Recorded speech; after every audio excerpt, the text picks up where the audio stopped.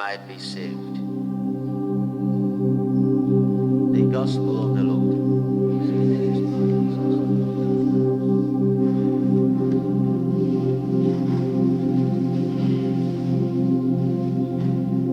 Celebrating today the feast of the exaltation of the cross. We may ask what exaltation is. Exaltation is the lifting up. Maybe it's a special word for this celebration. It is the lifting up of Christ. He said that when the Son of Man is lifted up on the cross, he will draw all people to himself. Just as we have John wrote it, gave us the idea in the gospel reading of today. But then, that exaltation of Christ was achieved through something. Because as the alternative reading, the second reading of today tells us, that though he was in the form of God, he did not count equality with God as something to hold on to. He humbled himself, he became a slave, and at the end of that is that God gave him a name which is above every other name. So the exaltation started from somewhere, and that is from humble life as a Lamb of God, and as example of the way he lived his life, and every example that he gave of himself as a lamb. So we know how Jesus got to that, the exaltation. So there are two questions that we can look at today for our reflection. The first one is that, in that first reading that we listened to, that how can a bronze, the figure of a bronze of a serpent, bring healing to those who have been beaten by fiery serpents? Now, from the New Testament, we can raise another question. How can a shameful tree like a cross be a source of salvation to the people? You know, you look at the two, they look very contradictory and even out of meaning. But let us situate something to help our reflection this morning. Now, we know what antivenom is, what we use to fight venom of snakes.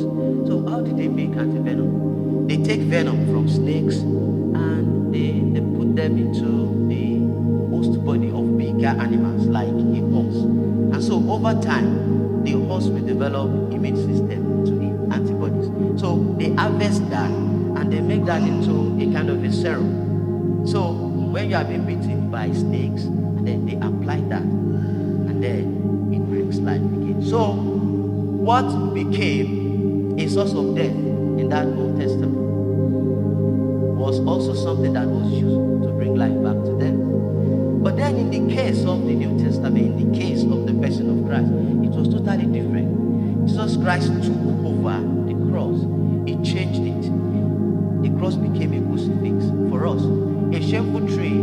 Today we are celebrating the exaltation. We are glorifying the cross. We are celebrating that cross because Christ got on it, and it changed the whole of the narratives.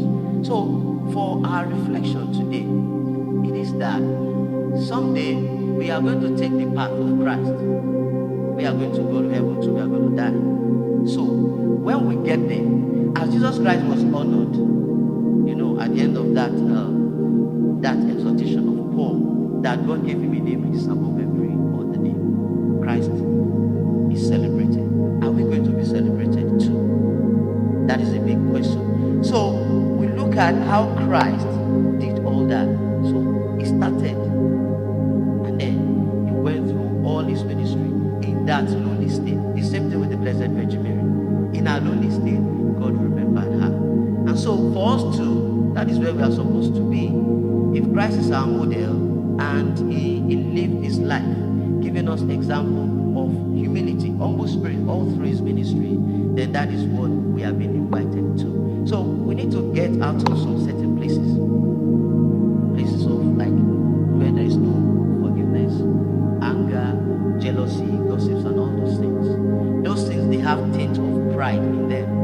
And then when we get ourselves into such situation, we are already missing the way.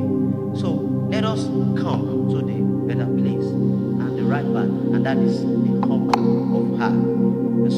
As we celebrate today, may the cross continue to uphold us, and someday may we also enjoy that exaltation in God's kingdom.